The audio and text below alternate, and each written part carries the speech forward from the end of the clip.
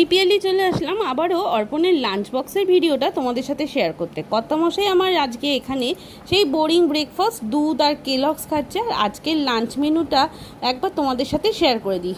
আমার কর্তামশাই আমার মুখের দিকে তাকিয়ে কি হচ্ছে জানো, এখানে হচ্ছে একদম শান্ত মস্তিষ্কে একটা ঝগড়ার কনভারসেশন হচ্ছে।